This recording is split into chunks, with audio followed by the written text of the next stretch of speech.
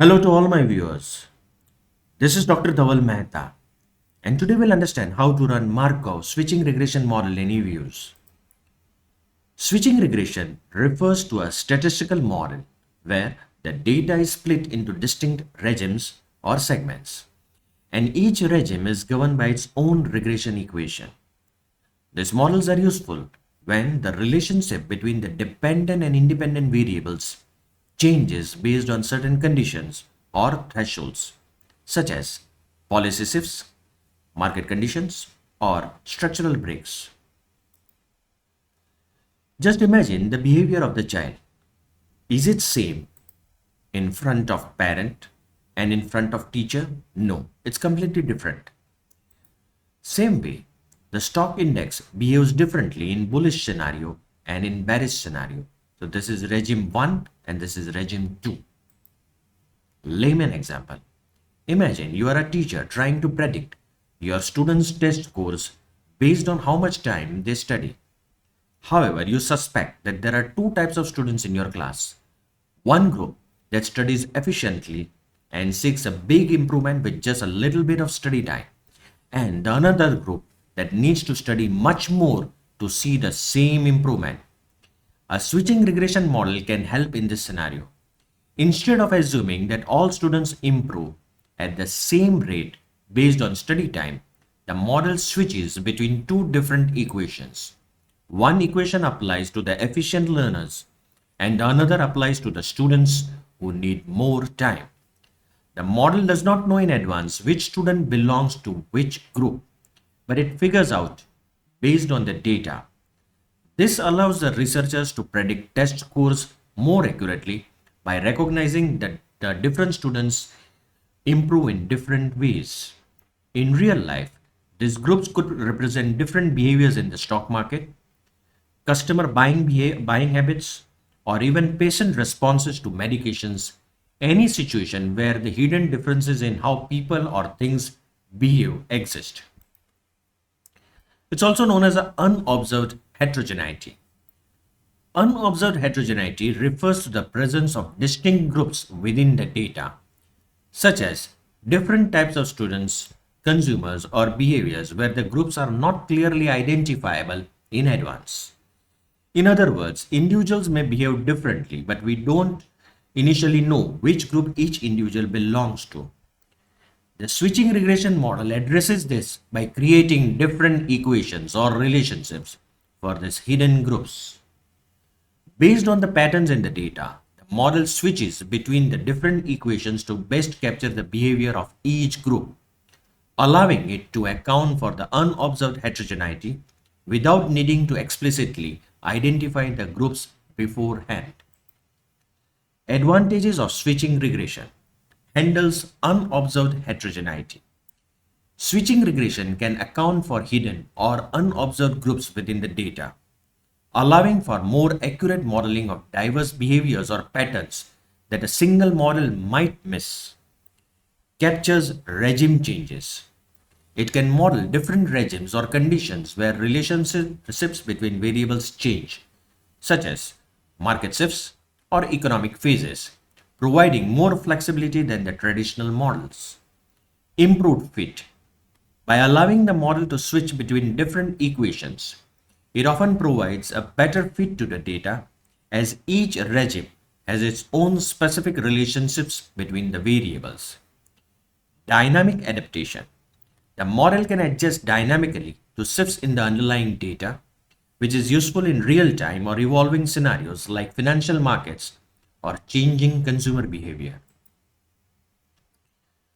Markov switching model is a type of a time series model that assumes that the data generating process switches between different regimes or states over time, with each regime having its own distinct characteristics.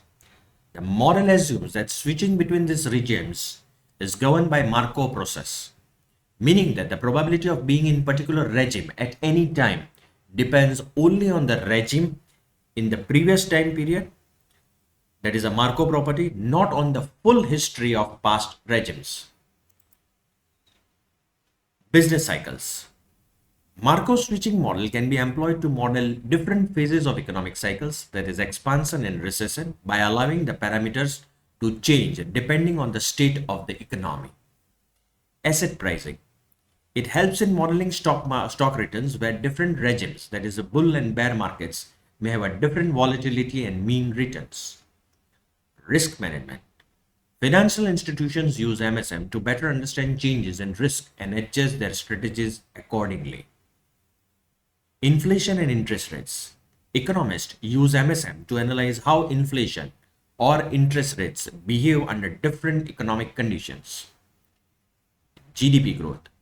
By modeling GDP growth as a function of different economic regimes, policymakers can gain insights into future economic performance. Policy regime changes. Researchers analyze how different political regimes influence policy decisions, economic outcomes, or social behavior. Election outcomes. The model can help understand how voters' behavior may change over time based on political or economic conditions. Key concepts in Markov switching models. Regimes. The model switches between different regimes. Just try to recall the example of the child. The behavior of the child in front of the parent and the front of the teacher. High growth versus low growth period in economics. Bull versus bear markets in finance. Each regime has its own set of parameters. That is, means, variances, coefficients in the regression models are different in both the regimes. Transition probabilities.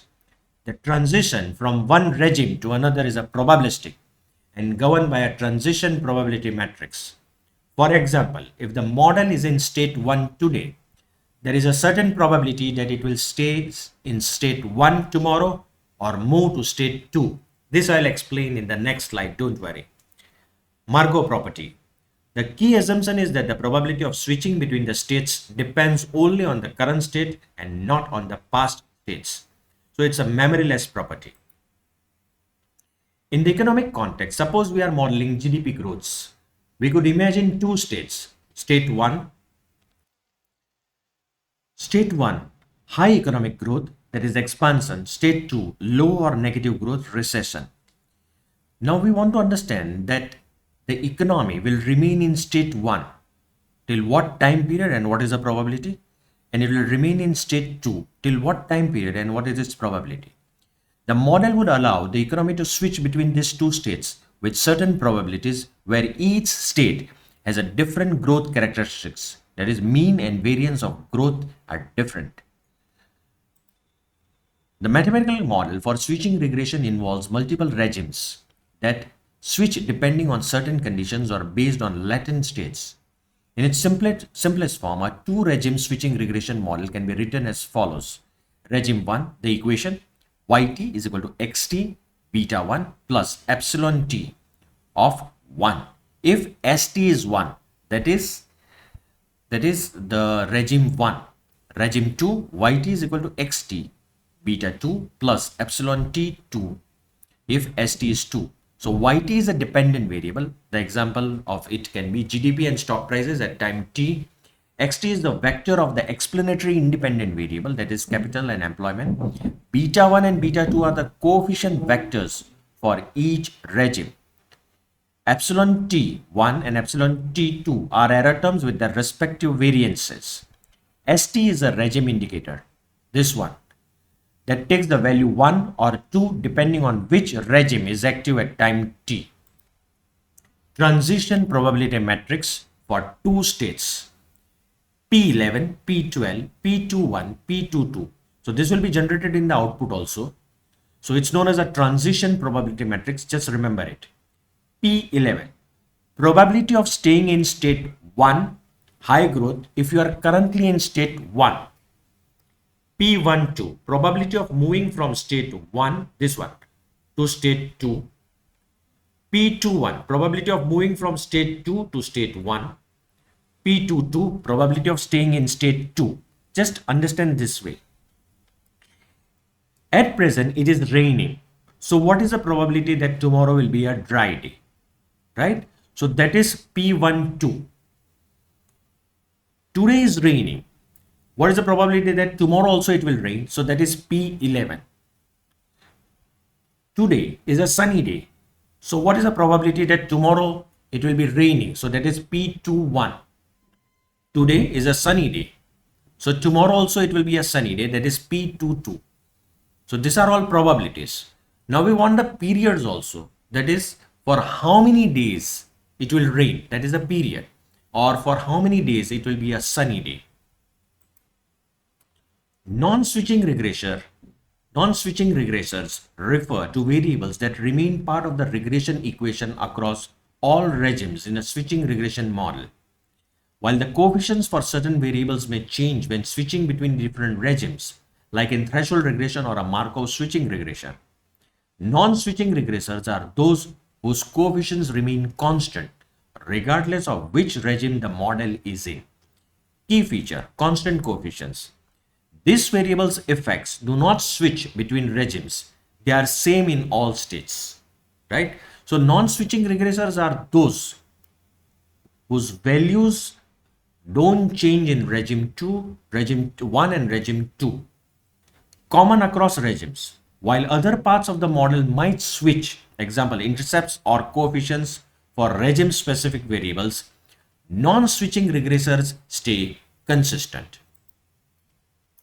Consider a regime switching model where GDP is a dependent variable and you have employment as a switching regressor whose effect on GDP changes depending on the regime, and inflation as a non-switching regressor whose effect on GDP stays same in all regimes.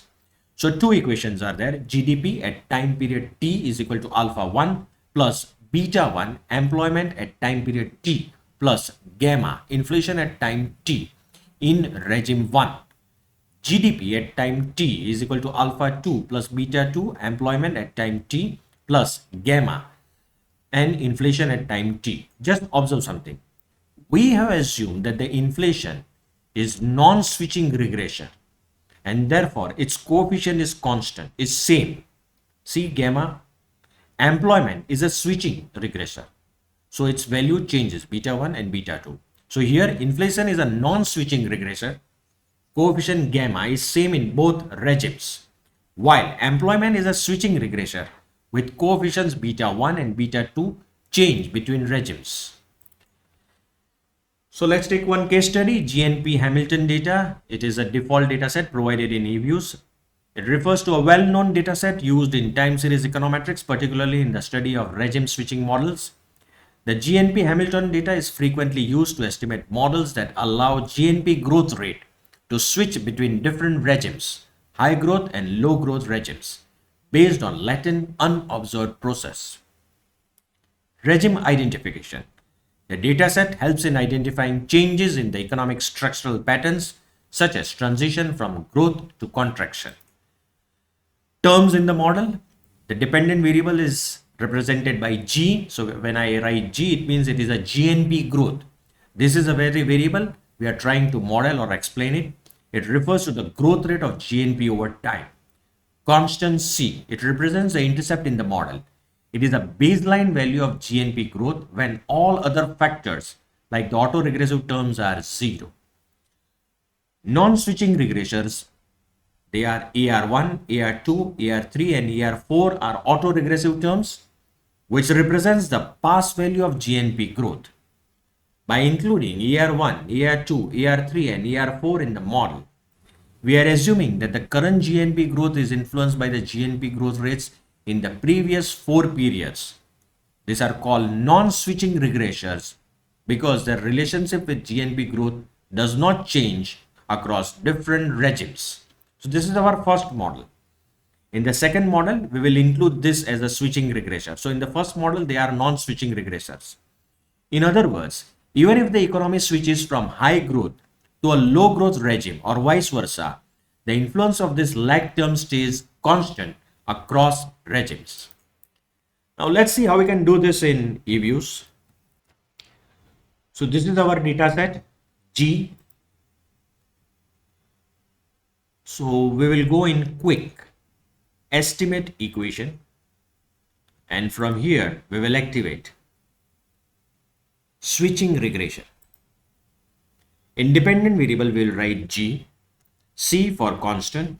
Non-switching regressors, as already discussed, AR1, AR2, AR3, AR4.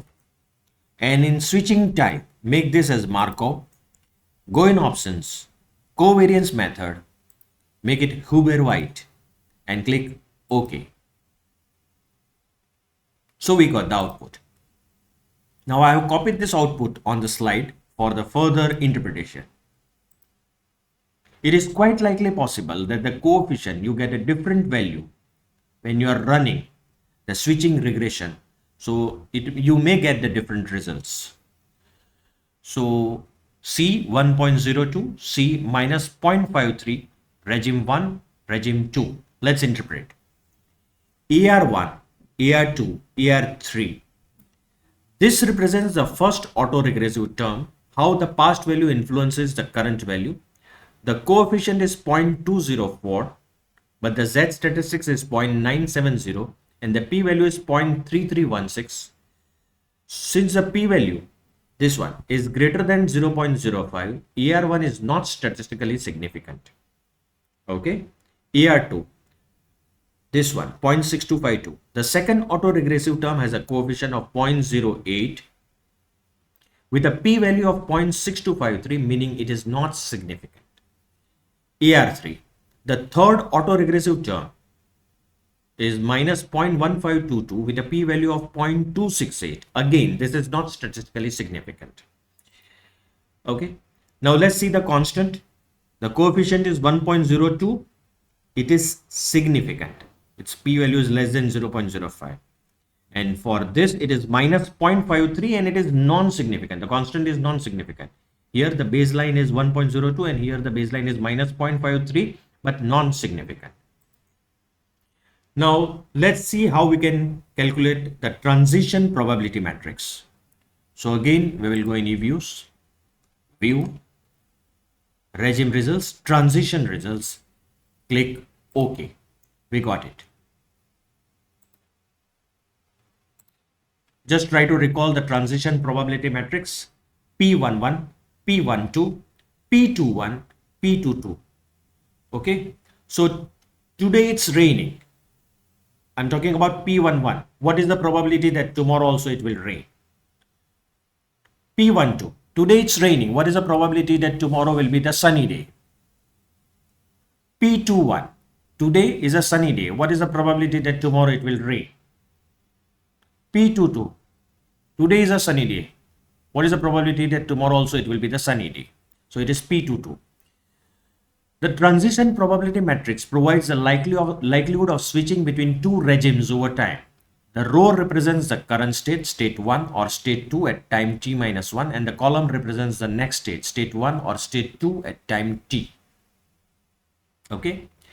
P11, 0.912. This means there is a 91.2% probability of staying in regime 1 if the system was in regime 1 at the previous time step. Regime 1 is over. Okay, P12, 0.087. This means that there is an 8.7% probability of switching from regime 1 to regime 2 at the next time step. P21 is 0.37. So there is a 37 probability of switching from regime 2 to regime 1. P22, 0.629. This one. There is 62.98% probability of staying in regime 2 if the system was in regime 2 previously. Now exactly below it, you will get the expected duration also, but let's see the interpretation for regime 1 and regime 2 and then we will interpret for the duration. Regime 1 is very stable with a high probability, that is 91.2% of staying in this regime once it entered. It means that if the market is in bullish scenario, then there are 91.2% that it will remain in the bullish. The chance of switching to regime 2 is relatively low at 8.7%. This one. Regime 2 is less stable with 62.98% chance of staying in this regime. That is, if it is market is bearish, so it will remain bearish tomorrow also. The chances are 62.98 and a 37% of of switching back to regime 1, that is to bullish. Constant expected durations. This you will get it from here. Okay, the figures might differ. The expected durations indicate how long the system will stay in a particular regime before switching it to the other regimes. Expected duration in regime 1 is 11.42 time periods. So if it's raining today, so it will continuously rain for next 11 days. So on average, the system will stay in regime 1 for about 11.42 time periods before transitioning to regime 2. Expected duration in regime 2, so it is 2.70 time periods. The system tends to stay in regime 2 for about 2.70 time periods before switching to regime 1. So if it's sunny day, it will remain in the sunny day will continue for next 2.70 to 2.70 days. This suggests that the regime 1 represents a more normal or stable condition, while regime 2 is a shorter lived, possibly more volatile state. Now we want this graphs. So this you can get it from here. View, regime results, regime probabilities. Click on it, filtered, click OK. Now this is the probability for regime 1 as ST is 1, and this is the probability of regime 2. Now hover your mouse on the top, so it will give you that in 1955, just see 1955 quarter 4, the probability of being in regime 1 is 0.98. Okay, now take this. In 1957 second quarter, the probability is 0.47. And here it is almost 0. So this is for the first regime. Second regime, 1958 first quarter, 100% probability, 0.97. So we can say, or we can understand that in which time period the market is bullish and in market is bearish. Next, we proceed for the another equation. Again, we will go in estimate. Now this terms which we had included as a non-switching regressor, we will include here. So AR1, this is a second model, AR2, AR3, AR4. And I'll remove this from here. Press OK.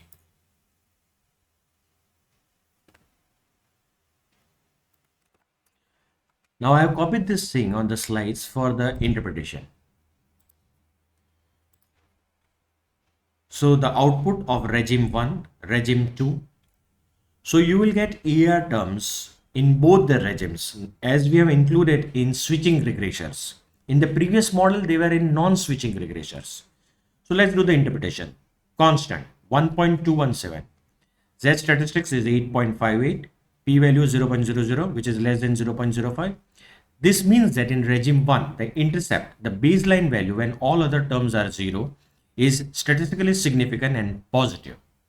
The constant here is 1.217, which indicates a positive shift in the dependent variable when it is in this regime.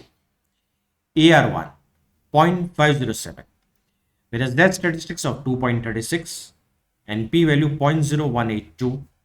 This suggests that the first autoregressive term, the value of the dependent variable lagged by 1 period, is significant in regime 1. There is a positive relationship, meaning that the past values of the dependent variable have a positive impact on current values in regime 1, as AR1 is significant. Now see AR2 and AR3 p-values more than 0.05. So AR2 is minus 0.302 with a p-value of 0.164. This coefficient is negative, indicating an inverse relationship, but it is not statistically significant.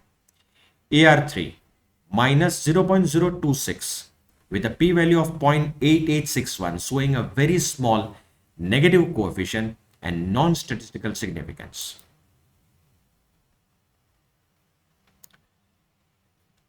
Regime 2 results.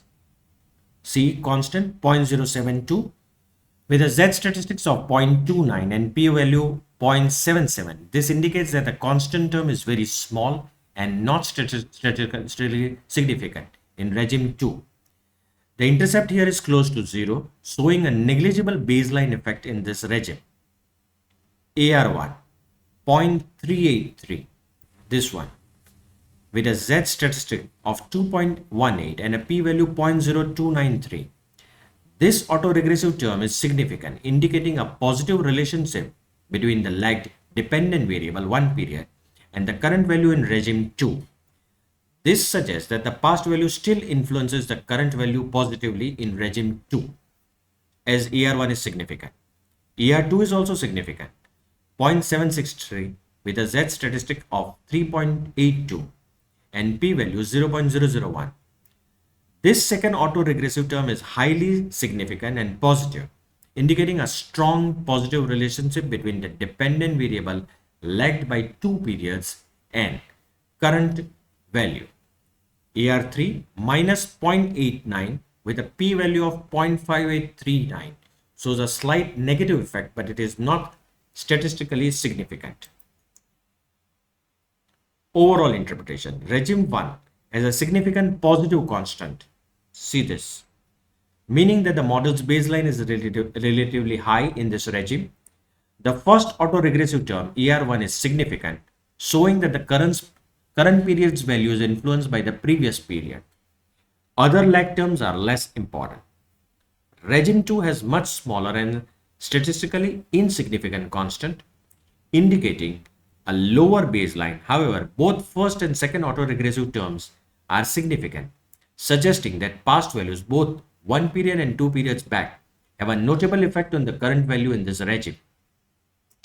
The differences between the regimes imply that the dynamics of their dependent variable change between regimes, with regime 1 being more stable, higher intercept, and regime 2 being more influenced by past values. Model performance matrix. Akaike information criterion AIC is 2.85. This one. The AIC is a measure used to compare models where lower values indicate a better fit with fewer parameters. It is useful when comparing models with different number of parameters. So if you are having two models, the model with the lower AIC is better. Schwarz criterion 3.09. Schwarz criterion penalizes models more heavily for additional parameters. A lower value indicates a better model. Inverted AR roots. This one. The inverted AR roots helps assess the stability of the autoregressive processes. Regime 1 has roots of 0.229 plus or minus 0.51i and minus 0.08. Here is it. These roots are inside the unit circle, indicating that the AR process in regime 1 is stable. Regime 2 has roots of 0.97, 0.24 and minus 0.82. Again, the roots are inside the unit circle, meaning that the AR process is in regime 2 is also stable. This value should be less than plus or minus 1. Regime 1, higher baseline with significant AR1. Positive economic conditions. The significant positive constant in regime 1 indicates that when the economy is in this state, it operates at a relatively high baseline. This may suggest strong economic growth, higher consumer confidence, or favorable market conditions. Business may experience increased sales and investment opportunities, leading to enhanced profitability and potential expansions. Persistence of economic activity. The significant AR1 term indicates that the current economic performance in regime 1 is heavily influenced by its previous period. This implies that once the economy is in positive state, it tends to maintain this momentum. For policymakers, this suggests that the positive shocks or policies can have a lasting effects on the economic activity. Investment strategies. Investors may seek to capitalize on positive momentum in regime 1. This could lead to increased capital flows in sectors performing well, possibly driving asset prices higher in response to the sustained economic performance. Regime 2, lower baseline with significant AR1 and AR2. Economic uncertainty. The smaller and statistically insignificant constant in regime 2 indicates a lower baseline, which may suggest economic challenges or uncertainty. This regime could represent periods of stagnation, lower growth, or downturn in economic activity. Businesses may adopt a more cautious approach, reducing investments and scaling back operations in response to the uncertain economic landscape. Influence of historical performance. The significance of both ER1 and ER2 in regime 2 indicates that the current value is influenced by not only the previous periods but also period before that. This suggests that the economic performance is highly dependent on historical trends and cycles. For policymakers, this indicates that the importance of addressing lagging indicators and understanding historical economic conditions to formulate effective interventions. Regime 2, lower baseline with significant ER1 and ER2 consumer behavior. In this regime, consumers may exhibit cautious spending behavior due to uncertainty. They may defer purchases or opt for a lower cost alternatives, impacting sectors such as retail and services. Businesses may need to adapt their marketing and pricing strategies to maintain sales in this lower performing regime. Policy interventions. Given the reliance on historical values, policymakers may need to implement more aggressive economic stimulus measures or structural reforms to transition the economy out of regime 2. Understanding the specific factors influencing this regime will be critical to fostering a return to a more favorable economic state. So this was how you can run Markov switching regression model in EViews. For more videos on econometric analysis using EViews, kindly subscribe to my channel. You can also refer my playlist in which I have uploaded videos on data science, machine learning and artificial intelligence. Please don't forget to like and share my videos. You can also follow me on different social medias, link given in the description box.